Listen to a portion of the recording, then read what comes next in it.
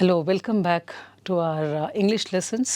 ಇವತ್ತಿನ ಒಂದು ಟಾಪಿಕ್ ಬಂದು ಒನ್ ವರ್ಡ್ ಸಬ್ಸ್ಟಿಟ್ಯೂಷನ್ ಅಂತ. ಈಗ as you know, we are all continuing in the series of the topics in English and ಸುಮಾರು ಮಾಡ್ಕೊಂಡು ಬರ್ತಾ ಇದ್ದೀವಿ. I hope that you all are taking it up seriously and ಅದನ್ನೆಲ್ಲ ಇಂಟ್ರೆಸ್ಟಿಂದ ಕೇಳಿಸ್ಕೊಂಡು I hope you are also working out the exercises and the test that we are giving you. ಯಾಕೆಂದರೆ until you have some type of a workout, ಅದರ basis ಮೇಲೆ whatever we are doing, until you come out with the exercises you will not know the progress alva. So hagagi please take up all these sessions extremely seriously. Fine. Ivattindu one word substitution and ಏನಿದು one word substitution ಅಂತ ಹೇಳಿ. Substitution ಅಂತ ಹೇಳಿದ್ರೆ, substitute ಅಂತ ಹೇಳಿದ್ರೆ ಒಂದರ ಬದಲಾಗಿ ಇನ್ನೊಂದು, ಸಮಥಿಂಗ್ ಯೂಸ್ಡ್ ಇನ್ಸ್ಟೆಡ್ ಆಫ್, ಇದರ ಜಾಗಕ್ಕೆ ಬದಲಾಗಿ ಬೇರೊಂದು ಬರುವಂಥದ್ದನ್ನು that is called as substitution. ಈಗ why do we need substitution ಅಂತ ಹೇಳಿದ್ರೆ, ಪ್ಲೀಸ್ ರಿಮೆಂಬರ್ ದ್ಯಾಟ್ ನಾವೆಲ್ಲನೂ ಸಹ ಈಗ ಒಂದು ಲ್ಯಾಂಗ್ವೇಜ್ ಬಿಲ್ಡಿಂಗ್ ಅಥವಾ ವೊಕ್ಯಾಬ್ಯುಲರಿ ಪ್ರಾಸೆಸ್ಸಲ್ಲಿ ಇದ್ದೀವಿ ಈಗ. ಸೊ ವಾಟ್ ಈಸ್ ವೊಕ್ಯಾಬ್ಯುಲರಿ ಅಂತ ಹೇಳಿದರೆ, it's not only learning new words, but it is also learning effective words. All right, for example, ivaga instead of using too many words to denote something, suppose ashtu padagala badalagi if you can replace about 3 or 4 or 5 words just with one word anta helidaga, people will come to know that you are having a better ability, better fluency in language. Okay, so substitution definitely is a skill, and using substitute words, okay, for as a replacement for many other words is certainly a skill here. So substitution is a process of a replacement anta andre replacing one word for a group of words which mean the same thing. So please understand that we are not changing the meaning of the sentence, but 4-5 ಪದಗಳು ಒಂದೇ ಅರ್ಥ ಕೊಡೋದಕ್ಕೆ ಬದಲಾಗಿ ಒಂದೇ ಪದನ ಅದಕ್ಕೆ ಬದಲಾಗಿ ಹಾಕಿದಾಗ that is called as better effectiveness in language. Now, why do we need substitution? Iga, of course, like now we can use the same order of words, simple words in a haki, we can certainly communicate, but when you are using one word instead of many words anta helidaga, it shows that you have a strong hold on your vocabulary, and not only that, you will have the ability to use different words in different contexts. ಸಂದರ್ಭಕ್ಕೆ ತಕ್ಕ ಹಾಗೆ ಯಾವ ಪದ ಗಳನ್ನು ಬಳಸಬೇಕು ಅನ್ನೋ ಒಂದು capacity ನಿಮ್ಮಲ್ಲಿ ಬರುತ್ತೆ. And not only that, another thing is that the more substitute of words that you are using antandaga, you certainly will have some type of a precision and an accuracy in language. Okay, now iga methods of building a strong vocabulary through the process of substitution. Hege substitute madodu? Now we are learning a new exercise called as substitution annavaga. Can we list out all the words that are there? Thousands of words irutte, adikellanu saha ಒಂದು list ಮಾಡಿಕೊಂಡು ನಾವು ಮಾಡೋವಾಗ it becomes a very very laborious and a very cumbersome process. ಅದಕ್ಕೆ ಬದಲಾಗಿ if we can categorize ಅಂತಂದರೆ, ಕೆಲವೊಂದು ಸೆಟ್ಸನ್ನು ನಾವು ಮಾಡಿಕೊಂಡಾಗ, ಕೆಲವೊಂದು ಗ್ರೂಪ್ಸನ್ನು ನಾವು ಮಾಡಿಕೊಂಡಾಗ, it will become very easy for you to remember what word should come, whether it is applicable for a person or for a group or for a branch of knowledge, ಅಥವಾ ಯಾವುದಕ್ಕೆ ಇದೊಂದು ಜಾಗನ ಏನು ನಾನು ಇಲ್ಲಿ ಮಾಡಬೇಕಾಗಿರೋದು. ಸೊ ಇದು ಅದು ನಾವು ಇವಾಗ ಮೆಥಾಡಿಕಲ್ ಆಗಿ ಇದನ್ನು ಕಲಿತಾಗ you certainly will have more chances of remembering it correctly. So hagagi let us categorize the whole thing depending on the fields, depending upon the people, depending upon other categories. Now iga let us go through one word for branches of knowledge. Iga ಬೇರೆ ಬೇರೆ ಥರ ಇರೋಂತಹ systems of knowledge ಅಂತ ವಿದ್ಯೆಗಳಿದೆ ಅಲ್ವಾ. Branches of knowledge ಅಂದರೆ there are so many branches of knowledge. ವಿದ್ಯೆಗಳಲ್ಲಿ ಎಷ್ಟೊಂದಿದೆ, ಆದರೆ ಕೆಲವೊಂದನ್ನಾದರೂ let us just browse through today. ಈಗ study of collecting coins, tokens, currencies etcetera. So ಇದರದೆಲ್ಲ ಒಂದು ಅಧ್ಯಯನ. ಇವತ್ತು ನಾವು ಈ ಗ್ರೂಪ್ ಏನು ಅಂತಂದರೆ ಅಧ್ಯಯನ ಮಾಡುವಂತಹ ಬೇರೆ ಬೇರೆ ಶಾಸ್ತ್ರಗಳು ಯಾವುದನ್ನು, ಈಗ any other language will have its technical term, equivalent technical term. ಇಂಗ್ಲೀಷಲ್ಲಿ ದ ಕಂಪ್ಲೀಟ್ ಅಷ್ಟೂ ಪದಗಳ ಬದಲಾಗಿ ಒಂದನ್ನು ನೀವು ಯೂಸ್ ಮಾಡ್ಬೋದು. What is it? The whole thing, study of collection of coins, tokens, currencies, ಇಷ್ಟೂ ಸೇರಿ ಒಂದು ಪದನ it is called as numismatics. Okay, then the study of the evolution of man. Evolution is a gradual process. After one level, that is how evolution takes place. So study ಅಂದರೆ ಒಂದು ಅಧ್ಯಯನ, ಮಾನವನ ಒಂದು ಬೆಳವಣಿಗೆ ಅಧ್ಯಯನ ಏನಂತ ಹೇಳ್ತೀವಿ? The study of the evolution of man ಅಂತಂದರೆ anthropology. Anthrop means man. Okay, logy ಅಂತಂದರೆ science or a study. Similarly study of language, so ಭಾಷೆಯ ಒಂದು ಅಧ್ಯಯನ ನಾವು ಫಿಲಾಲಜಿ ಅಂತ ಹೇಳ್ತೀವಿ. ಆಮೇಲೆ ಸ್ಟಡಿ ಆಫ್ ಅರ್ತ್ ಕ್ವೇಕ್ಸ್ ಅಂದರೆ ಭೂಕಂಪಗಳ ಅಧ್ಯಯನವನ್ನು ವಿ ಕಾಲ್ ಇಟ್ ಆಸ್ ಸೈಸ್ಮಾಲಜಿ. ಅದಕ್ಕೋಸ್ಕರ ವಿ ಹ್ಯಾವ್ ಸೈಸ್ಮೋಗ್ರಾಫ್ ಅಂತಂದರೆ ಅರ್ತ್ ಕ್ವೇಕಿನ ಮೆಜರ್ಮೆಂಟನ್ನು ನಾವು ಮೆಜರ್ ಮಾಡುವಂತಹ ಒಂದು ಎಕ್ವಿಪ್ಮೆಂಟನ್ನು we call it as a seismograph. And then the study of human races, ಮಾನವನ ಜನಾಂಗಗಳು ಯಾವ್ಯಾವ ಥರ ಬಂದಿದೆ, so that is called as ethnology. Ethnic means race, all right. Logy means study or knowledge. Then study of ancient societies, ಪುರಾತನ ಒಂದು ಸಮಾಜಗಳನ್ನು ಓದುವಂಥ ಶಾಸ್ತ್ರ ಯಾವುದು? Archaeology. And study of religion is called as theology. So religion, theo ಅಂತ ಹೇಳಿದರೆ anything related to religion. So ನಾವು we have seen that organised ಆಗಿ ನಾವು ಇದನ್ನು ಅರ್ಥ ಮಾಡ್ಕೋಬೇಕು. ಸ್ಟಡೀಸ್ ಎಲ್ಲ ಒಂದು ಕಡೆ ನಾವು ಹಾಕ್ಕೊಂಡಾಗ it becomes very easier and simple for you to remember. Okay, study of ಇದು ಅಂತ ಹೇಳಿದಾಗ ವಾಟ್ ಈಸ್ ಇಟ್ ಅಂತ ಹೇಳಿದಾಗ it becomes very simple, so that you can certainly have it more in your mind. Okay, then ಅದೇ ಥರ aviation, ಏವಾ ಅಂತ ಹೇಳಿದ್ರೆ to fly. So aviation ಅಂತ ಅಂದರೆ the study of flying or aeroplanes, ಅಂದರೆ ಏರೋಪ್ಲೇನ್ಸನ್ನು ಹೇಗೆ ಹಾರಿಸೋವಂಥದ್ದು ಅಂತ ಅದು ಆ ಶಾಸ್ತ್ರವನ್ನು ಅಥವಾ ಆ ವಿದ್ಯೆ ಅಥವಾ ಜ್ಞಾನವನ್ನು we call it as aviation. Astronomy, astra means stars, nomy means study. So study of celestial bodies, celestial ಅಂತಂದರೆ anything related to the heavens, anything related to the stars. Okay, that is called as astronomy. Alchemy, so naturally alchemy ಅಂತ ಹೇಳಿದ್ರೆ chemistry, ಮೊದಲು chemistry ಅಂತ ಇರಲಿಲ್ಲ. It was a blend or a mixture of various chemicals. Okay, and that process was called as alchemy, which was during the medieval period in human history. So ಕೆಮಿಸ್ಟ್ರಿಯ original form started with alchemy. So that is the medieval version for the study of chemistry. Then acoustics, acoustics ಅಂದರೆ anything related to sound. So the study of sound and sound waves. Then anthropology, anthrop ಅಂತ ಹೇಳಿದ್ರೆ human kind. So the study of the evolution of man kind. Archaeology, anthropology ಇವೆಲ್ಲನೂ ಹೆಚ್ಚು ಕಡಿಮೆ it relates to the same branch but with a different diversion, minor diversions ಇದ್ದೇ ಇರುತ್ತೆ. Then I'm sorry, the study of stars again. Then botany, the study of plants. Botany, bio, for example botany ಅಂತಂದರೆ anything, biology has got two divisions, botany, then zoology, etc. So under biology these two divisions, botany is a study of plants and zoology is a study of animals. Bio ಅಂತಂದಾಗ, bio ಅಂತಂದರೆ ಜೀವ. So logy means ಶಾಸ್ತ್ರ, ಹಾಗಾಗಿ biology, ಜೀವಶಾಸ್ತ್ರ. Bio means life, so study of living things. Then calligraphy, the art related to ornate good handwriting ಅಂತಂದರೆ anybody who has a beautiful skill of writing in a very neat handwriting and decorative writing, ornate ಅಂತ ಹೇಳಿದ್ರೆ ಬಹಳ ಕಲಾತ್ಮಕವಾಗಿ ಬರೆಯುವಂಥದ್ದನ್ನು we call it as the art of handwriting or the otherwise called as calligraphy. ಈಗ so we saw ಬೇರೆ ಬೇರೆ ಥರ ಶಾಸ್ತ್ರಗಳನ್ನು ನಾವು ಅಧ್ಯಯನ ಮಾಡುವಂಥದ್ದಕ್ಕೆ what are the technical terms and one word ಸಬ್ಸ್ಟಿಟ್ಯೂಷನ್ನ ವಿ ಜಸ್ಟ್ saw them. ಈಗ one word for persons.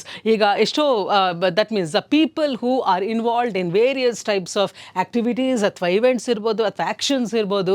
So let us see for people what are they called as. ಇಷ್ಟು ಪದಗಳ ಬದಲಾಗಿ can you replace them with one word for that person particularly. Example, one who plays a game for pleasure and not professionally. ಅಂದರೆ ಅದು ಒಂದು ವೃತ್ತಿಯಾಗಿ ತಗೊಳ್ಳದೆ just for some type of a pleasure, ಇಷ್ಟ ಅದಕ್ಕೋಸ್ಕರ ಅದನ್ನು ಮಾಡೋವಂಥದ್ದನ್ನು ಪರ್ಸನ್ನ we call that person as an amateur. Amateur ಅಂತ ಹೇಳಿದ್ರೆ just out of personal interest and not as a profession. All right, for example amateur photographer. So one may not be that means a person who has taken up photography as a profession, but ishta photography ಮಾಡೋದಕ್ಕೆ. So whenever he finds his leisure, he certainly goes for photography. Okay, that person who just does it out of interest or for pleasure is called as an amateur.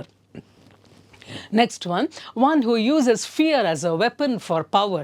ಅಂತಂದರೆ ಭಯವನ್ನು ಒಂದು ಅಸ್ತ್ರವನ್ನಾಗಿ use ಮಾಡಿಕೊಂಡು ಬೇರೆಯವ್ರನ್ನ ಆಳುವಂತಹ ಒಬ್ಬ ವ್ಯಕ್ತಿನ we call that person as a terrorist, coming from the word terror, a person who instills terror in the others. Then one who deserts his religion. Deserts ಅಂತ ಹೇಳಿದಾಗ ಜಸ್ಟ್ ರಿಮೆಂಬರ್ ದಟ್ ಡೆಸರ್ಟ್ ಅಂದರೆ ಬರೀ ಬಯಲು ಭೂಮಿ ಅಂತ ಅಲ್ಲ. There are many words in English which can give different meanings, okay, depending on the context. So ಹಾಗಾಗಿ one who deserts ಅಂತ ಹೇಳಿದ್ರೆ ಯಾರು ಧರ್ಮವನ್ನು ಪರಿತ್ಯಾಗ ಮಾಡ್ತಾರೆ, ನನಗೆ ಧರ್ಮ ಬೇಡ, ಯಾವುದು ಬೇಡ, ನನಗೆ ಐ ಆಮ್ ಬಿಯಾಂಡ್ ಅಂದರೆ I don't want any religion, I don't want to come into the boundaries of religion ಅಂತ ಹೇಳಿ ಯಾರು ಅದನ್ನು ಬಿಟ್ಬಿಡ್ತಾರಲ್ಲ, one who deserts the religion, that person is called as an apostate. Then one who is conceited or proud ಅಂತ ಹೇಳಿದ್ರೆ one person who thinks too much ಹೊಗಳು ಬಂಟ ಅಂತ ಅಂದರೆ ಅವನ ಬಗ್ಗೆನೇ ಅಥವಾ ಅವಳ ಬಗ್ಗೆನೇ ತುಂಬ ಒಂದು ಇಟ್ಕೊಂಡಿರೋದು ಐ ಆಮ್ ಅಲ್ಟಿಮೇಟ್ ಅನ್ನೋ ಥರ. One who is very conceited or proud is called as a coxcomb. Then person who gives a written testimony for use in a law court. ಅಂದರೆ ಒಂದು ಕಚೇರಿಯಲ್ಲಿ, ಕೋರ್ಟಿನ ಕಚೇರಿಯಲ್ಲಿ ಯಾವ ಒಬ್ಬ ವಿಟ್ನೆಸ್ಸು ಸೊ ಅವನ ಒಂದು ಒಪ್ಪಿಗೆಯನ್ನು ವಿಟ್ನೆಸ್ಸನ್ನು ಬರವಣಿಗೆ ಮೂಲಕ ಕೊಡ್ತಾರೆ, that person is called as a deponent. ನಾವು ಐ ಫೀಲ್ ದಟ್ ಇದೆಲ್ಲ ಪದಗಳು ನೋಡೋವಾಗ we are enriching and we are just expanding our vocabulary ಅಂತ ಹೇಳಿದಾಗ ವಿ ಆರ್ ರಿಲೇಟಿಂಗ್ ಟು ಎಷ್ಟು branches of knowledge we are able to really cater to. Now just you go through, now law touch ಮಾಡ್ತೀವಿ, religion touch ಮಾಡ್ತೀವಿ, ಬೇರೆ ಬೇರೆ ಶಾಸ್ತ್ರಗಳನ್ನು you see we are just going through that. So this is how we have to grow.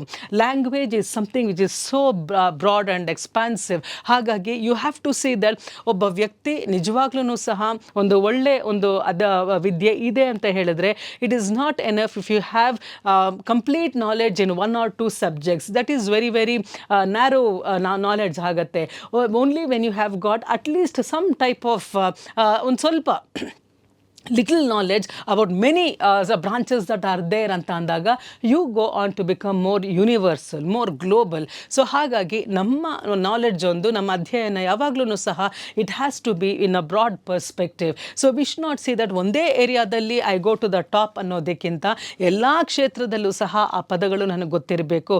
ಸ್ವಲ್ಪನಾದರೂ different ನಾಲೆಡ್ಜಸ್ ಅಂತ ಏನಿದೆ, for example different spears of knowledge, different spears of knowledge ಏನೇನಿದೆ, so ಅದೆಲ್ಲನೂ ಸಹ at least one ಇಂಕ್ಲಿಂಗ್ ಅಂತ ಹೇಳಿದ್ರೆ ಒಂದು ಸ್ವಲ್ಪನಾದರೂ ತೃಣದಷ್ಟಾದರೂ ನಮಗೆ ಬೇರೆ ಬೇರೆ ಶಾಸ್ತ್ರಗಳು, ಬೇರೆ ಬೇರೆ ವಿದ್ಯೆಗಳ ಬಗ್ಗೆ ಒಂದು ಸ್ವಲ್ಪನಾದರೂ ತಿಳುವಳಿಕೆ ಇರಬೇಕು. And that is why see all this will help when you come across these words, you come to know about the various fields that are there where we have to learn. So ಹಾಗಾಗಿ will come back to that. Now one who is conceited or proud is called as a coxcomb, and the person who gives a written witness is called as a deponent. So which is a legal word there. And a person who eats too much ಅಂದರೆ ಒಂದು ಮಿತಿ ಇಲ್ಲದೆ ಊಟ ಮಾಡುವಂತಹ ವ್ಯಕ್ತಿಯನ್ನು ಏನಂತ ಕರಿತೀವಿ, glutton. So the noun form of that ಅಂದರೆ ಒಂದು ಹೆಸರಾಗಿ ಅದನ್ನೇನು ಕರಿತೀವಿ, ಗ್ಲಟನಿ ಅಂತ ಹೇಳ್ತೀವಿ. ಅತಿಯಾಗಿ ಹೆಚ್ಚು ಊಟ ಮಾಡುವಂತಹ ಒಂದು ಕ್ರಿಯೆಯನ್ನು we call it as gluttony, and the person who eats much is called as a glutton. All right, ಈಗ ಆ ಪರ್ಸನ್ಸಲ್ಲೂ ಸಹ there are hundreds of such things. Whatever I have taken up is only a sample of the study. So you have to be keen to see that you go further into the process and see that you develop your vocabulary continuously. Now one word for places. ಈಗ ಸ್ಥಳಗಳಿಗೆ ಬಂದಾಗ ಅದಕ್ಕೆ ಬೇರೆ ಬೇರೆ ಒಂದು word ಇದೆ, but ಬೇರೆ ಬೇರೆ ಪದಗಳ ಜೋಡಣೆಯಿಂದ it is called. But let us see how we can replace that with one word. A place adjoining kitchen for washing clothes. ಅಂದರೆ ಅಡುಗೆ ಮನೆಯ ಪಕ್ಕದಲ್ಲಿ ಬಟ್ಟೆ ಒಗೆಯೋದಕ್ಕೆ ಇರುವಂಥ ಸ್ಥಳವನ್ನು what do we call it? Technically it is called as scullery anta heli. So see, we all live in such environments, in such surroundings, but in English we would not know the technical term alva. So hagagi the place adjoining anta ಹೇಳಿದ್ರೆ joining ಅಥವಾ ಪಕ್ಕದಲ್ಲಿ ಇರುವಂತದ್ದು, so that is called as a scullery. ಆಮೇಲೆ raised place where offerings are kept to God. ಈಗ they for example particularly in a church, ಅಂದ್ರೆ ಒಂದು ಶಿಲುಬೆ ಎಲ್ಲಿರುತ್ತೆ, below you have got all the rows of benches where the people come and worship, kneeling down and praying etc. But at the altar ಅಂತ ಅಂದ್ರೆ ಒಂದು ಎತ್ತರದಲ್ಲಿ statue is there. Okay, so ಅದನ್ನ ನಾವು ನೋಡಿದಾಗ that is called as the altar. ಅಂದ್ರೆ ಒಂದು ಎತ್ತರದ ಒಂದು ಪ್ಲಾಟ್ಫಾರ್ಮ್ ಅನ್ನ we call that as an altar. So it is a raised place where offerings are given to God. Then a place of ideal peace and happiness. So ಅಂದರೆ ನಾವು ಸ್ವರ್ಗ ಅಂತ ಏನು ಕರಿತೀವಿ, that means where there is no suffering, where there is no illness ಅಥವಾ trouble ಅಥವಾ ದುಃಖ, that means any type of sorrow, disappointments, nothing. So it is just an ideal place, perfect place for peace and happiness, where there is nothing negative and everything is beautiful, everything is joyous. ಅಂಥದನ್ನು we call it as Elysium. ಅದಿದೆಯೋ ಇಲ್ವೋ we don't know it, but then such a place, maybe an imaginary one, but still, but people say that in the medieval centuries people had that hordes of wealth ಎಲ್ಲನೂ ಮಾಡಿಕೊಂಡು ತುಂಬ ಒಂದು ಶ್ರೀಮಂತಿಕೆಯಿಂದ ಬಹಳ ಸಂತೋಷದಿಂದ ಬಾಳ್ತಾ ಇದ್ರು ಅಂತ ಹೇಳಿ ಒಂದು ಕಾನ್ಸೆಪ್ಟ್ ಇದೆ, and that is called as Elysium. So the place where you have got so much of happiness, wealth, everything, that is called as Elysium. That means a place of joy. Then a place where bricks are baked, ಅಂದರೆ ನಾವು BRICS ಅಂತ ಹೇಳಿದ್ರೆ all these ಇಟ್ಟಿಗೆಗಳು ಅಂತ ಹೇಳ್ತೀವಿ. So ಆ ಇಟ್ಟಿಗೆಗಳನ್ನು ಮಾಡುವಂತಹ ಸ್ಥಳವನ್ನು what do we call it? We call it as a kiln. All right. Then aquarium, as you all know, it's a very common word. Aqua means water. So aquarium means a glass container in which fish are kept ಅಂತಂದರೆ, so ಎಲ್ಲಿ ನಿಮಗೆ ಈ ಮೀನುಗಳನ್ನು ನೀವು store for ಅದನ್ನು ಇಟ್ಟಿರ್ತೀರಾ, so that is called as an aquarium. Then podium ಅಂತ ಹೇಳಿದ್ರೆ the place where a speaker can rest his legs. All right. So ಯಾರು ಮಾತಾಡೋವಾಗ speakers, ಭಾಷಣಕಾರರು ಮಾತಾಡೋವಾಗ you will have a piece of furniture called as the podium, and that is a particular thing where the place where a speaker can go and officially speak. Then auditorium, audio ಅಂತ ಹೇಳಿದಾಗ ಕೇಳಿಸ್ಕೊಳ್ಳೋ ಅಂಥದ್ದು, but still we use it both to mean people who watch it also.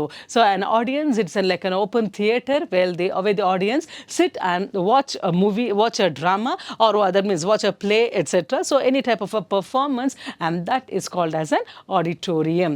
So that is about one word for places. Then ಈಗ ಇನ್ನು next we come to more interesting and more serious also sometimes.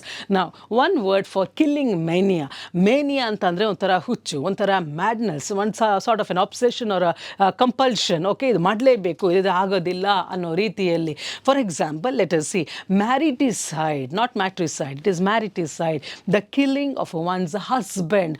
So ಗಂಡನ್ನು ಕೊಲೆ ಮಾಡುವಂತಹ ಒಂದು ಏನದು ಒಂದು compulsion, ಒಂದು desire to kill husband comes ಅಂತ ಹೇಳಿದಾಗ action, the killing of one's husband is called, the action is called as mariticide. Parricide ಅಂತ ಅಂದರೆ killing of parents. Okay, genocide, genus ಅಂತ ಹೇಳಿದ್ರೆ ಒಂದು ಇಡೀ ವಂಶ ಅಂತ ಹೇಳಿ, ದ ಹೋಲ್ ರೇಸ್, ಜನಾಂಗ, the killing of a whole race is called as genocide. Then infanticide. So ಇಲ್ಲಿಗೆ ನಾವೆಲ್ಲ ಸೈಡ್ CID ಅಂತ ನೋಡಿದಾಗ ಕಾಮನ್ ಆಗಿ ಅಲ್ಲಿ ಏನು ಬರ್ತಿದೆ, CID ಮೀನ್ಸ್ ಕಿಲ್ಲಿಂಗ್. ಸೊ ಇನ್ಫ್ಯಾಂಟನ್ನು ಕಿಲ್ ಮಾಡುವಂಥದ್ದು ಇನ್ಫ್ಯಾಂಟಿಸೈಡ್. ಕಂಪ್ಲೀಟ್ ಒಂದು ಜನಾಂಗವನ್ನು ನಿರ್ನಾಮ ಮಾಡುವಂಥದ್ದನ್ನು we call it as genocide. And then next one regicide, ಅಂದರೆ ಒಬ್ಬ ರಾಜನನ್ನು ಕೊಲೆ ಮಾಡುವಂಥದ್ದನ್ನು ವಿ ಕಾಲ್ ಇಟ್ ಆಸ್ ರೆಜಿಸೈಡ್.